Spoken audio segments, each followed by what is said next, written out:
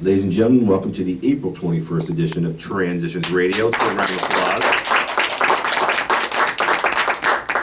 I am so excited for so many reasons. Why is that, Kelly? Well, first of all, I have a half day tomorrow. This is a big deal. When you get out of college, you praise these things. I've done it too.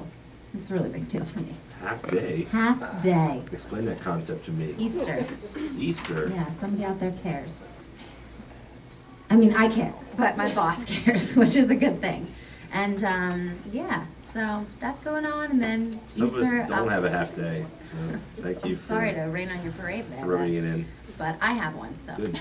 rest assured. Kelly, what awesome things do we have tonight on the one and the only podcast run out of the borders in North Wales, Pennsylvania? We have a great lineup of guests tonight. We have Elissa Lewin coming on from an organization called Nancy's House, which actually provides essentially care for caregivers. Absolutely. So we have her coming on. And Janene is talking with college seniors, Arielle, Friscia, and Maddie, Iacobucci, about their plans after graduation. Been there, Done that. done that. I'm interested to see, And now you host a podcast out of Borders. I do, and I live in a cardboard box on the street. You live in a van down by the river. Tonight we are talking with Elissa Lewin from Nancy's House. Hi, Elissa. Hi, Callie. Hi, Jon. Thanks for coming on. I heard you got lost on the way here. Just a little, but it came out okay, so thank you for Get a call having me. as I was speeding here myself. My train was late. But what we are talking about is Nancy's House tonight, which is a nonprofit organization, and it's dedicated to providing comprehensive respite for family caregivers. So what I am going to ask you, Elissa, is to explain what respite is for people who don't know. I wasn't actually familiar with it. I know about caregiving, but I'd never heard the term respite before. Respite is usually used when you talk to caregivers. It's usually used in the sense of somebody coming in to take care of the person who's ill, so that the caregiver can go out and do whatever it is they need to do. The definition of it is it's a break or a vacation or a rest.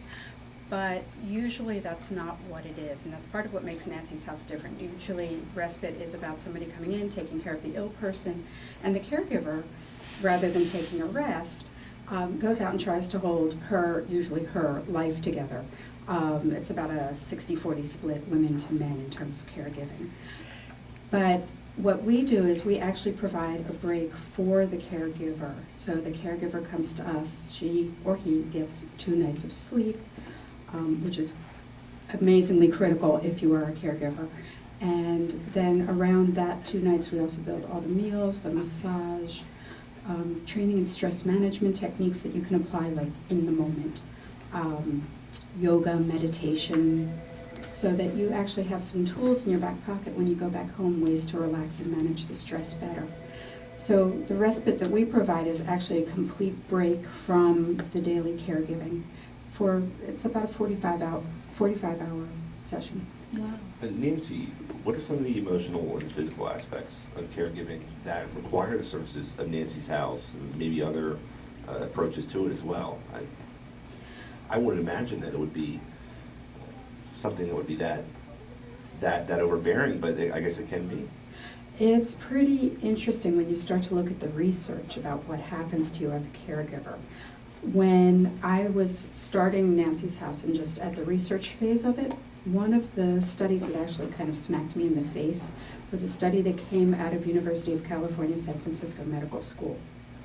And they looked at telomeres. They're the little caps at the end of chromosome bundles. And, it's what keeps your chromosomes from unraveling. Pretty important, I imagine. Yeah. They're vital. useful. And as you age, as a cell reproduces, those caps get a little shorter each and every time. And in this study, what they took were healthy moms in their 30s with healthy kids, and healthy moms in their 30s with chronically ill kids, and they compared the telomeres in their cells. So these are not people who are sick, these are not people who are feeling like this is a burden, they're taking care of their children. And what they found is that the moms of the chronically ill kids, at a biological level, their cells were 10 years older than their same age counterparts. Oh my gosh. Yeah, so even when you're doing this out of love and devotion and it's what you really want to do, just the fact of being so stressed and so exhausted all the time, it's really a huge impact on your body. I think a lot of times, and I know at least for me, when I hear caregiver, I think of a designated organization that people sign up to work as a caregiver. They work for an organization. But obviously it's a lot more than that. It's family-based, it's peer-based. So give us some examples of caregivers that, you know, we would encounter in daily life that maybe people wouldn't even think about. Well, I think your point, Callie, is a good one in that most caregivers are invisible. Just to give you a little background, there are over 55 million family caregivers in the United States today, and they save the United States taxpayer over $350 billion, with a B, dollars annually in healthcare services. So it's a huge service they provide, but like you said, that's not who you think about when you're thinking of a caregiver. So a caregiver could be, like in this study, these moms who have chronically ill kids, they're family caregivers. It could be a woman whose husband just came back from Iraq with a traumatic brain injury or an amputation. You know, a lot of the soldiers who are returning have these horrible injuries, and their wives are left to take care of them. So they are caregivers. It could be people who are in the sandwich generation who have young children and aging parents at the same time and are taking care of both their kids and their elderly parents. And that was the situation I had when I started this. Elissa, tell us the story of Nancy's house, how it came to fruition, and how it grew. Well, Nancy's house actually started from my own story as a caregiver. When my father-in-law was 90, it was pretty evident that he could no longer live by himself. It just wasn't safe. He had Parkinson's, he had diabetes, he had heart disease, he had, you know, all those little things. He had a number of cancers, so the things that needed to be medically controlled, and he just couldn't manage it anymore. So he came to live with us, and I would be, you know, walking my dog, and people would come up and say, "How's Abe doing?" "Well, he's fine." And inside I would be saying, "I'm not fine," you know, and I would be like ready to jump out of my skin. So one of the things that I did for myself, for my own well-being, was that I started to see a massage therapist named Nancy Brown. And Nancy had a son with autism. And it was a conversation we had one day about, wouldn't it be really nice if there were a place we could go to get taken care of the way we take care of these other people? That kind of planted the seed for what would become Nancy's house. Nancy left the practice that I used. I have no idea where she went. Try Googling Nancy Brown. You know, it's like, you get a lot. And my father-in-law did live for another 5 years. But what happened toward the end of his life, a couple of things. One is, as his care became more involved, we started to hire the professional caregivers, Callie, you were talking about. And I realized that I still was not sleeping at night because he would get up and rummage around. His night and day were switched, and I would wake up, I would hear him, and I would just wait for that thud that would tell me he had fallen. And then, of course, it would be go downstairs, see if he's hurt, call 911, you know, and that was kind of how our nights went. Needless to say, I was pretty exhausted. When he died, the day after he died, and he died at home with hospice, it was all as good as it could possibly be. The next day, though, I woke up and realized I had just had the first solid night's sleep I had had in 5 years.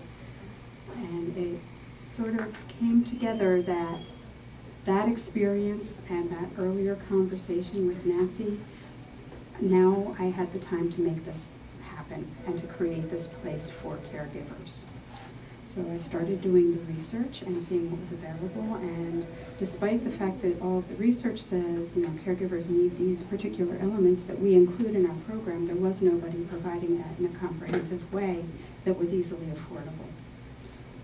To prevent that sort of emotional, physical, and even interpersonal burnout that can happen, obviously, as evidenced by your story, and thank you for sharing as well. What makes Nancy's house different from, let's say, just taking some time away? The biggest difference is that if you take time away, yes, you get a break, but you're going to go back to the same thing you just left. If you come to Nancy's house, you're going to go back feeling refreshed, which would be the same either way, but you're also going to go back with a community that's now been built because we run our respite sessions in small groups. 8 to 10 caregivers come at a time. So you now have 7 to 9 other people who know you, know your story, and you have their phone number, their email, their address, so that you can stay in touch and provide the support. One of the guests that we had when we were taking care of ALS caregivers talked about how very helpful she found, you know, the ALS professionals, and they know what they're doing, and they were great. She said, but being with people who really are doing the hands-on every day and know what she is experiencing and hearing what they had to say meant so much more to her. So we build a community that you wouldn't get if you just, you know, went down the shore or took a break. The other thing is that we give you some specific techniques, you know, things that you can do. So when people come to stay with us, they also learn stress management techniques, and I have a whole page of them that people go home with that they can apply in the moment when things are getting a little crazy. Here's something you can do real quick and easy to help bring yourself back down. Now you're getting stuff. Hi everyone, I'm Janene Gibbons, your arts and entertainment contributor for Transitions, and tonight on And Lights Up, I have 2 Cabrini students with me who are on the verge of becoming Cabrini alumni, which is so exciting. Can we just give it up for a second? Arielle, Friscia, and Maddie Iacobucci, who will be graduating this May 2011. So that's only the beginning of it, though. These 2 women have a lot going on in the arts and entertainment scene. They were both part of Cabrini Theater's spring musical, Merrily We Roll Along by Stephen Sondheim, which I don't think a lot of people know it's by him, so I wanted to put that in there. It's not up on our website, but you know, the same guy who did Sweeney Todd did this musical, which is kind of hard to believe once we get further into that. But we're also going to be discussing their post-graduation plans. And these girls have a plan, which is more than I could have said when I graduated. I thought I was going to move to California, the works, become famous. But I am famous now in Russia and on Transitions, so it's fun. But Arielle F. just got a job. I'm sorry, Arielle Friscia, I call her Arielle F. Got a job at CBS as a production assistant, which is awesome. And Maddie is going to be going to Villanova to study theater, which, if you've ever seen her on the stage, is a great choice because I know she'll make it. And I want her to say that she knew me on the True Hollywood Story someday. So without any further ado, I'm just going to go right into it and start asking you about like your post-graduation thing, because I'm really interested in how you guys, you know, figured out what your next step would be. So whichever one of you wants to go first and just introduce yourselves. Maddie, take it away. All you first. Okay.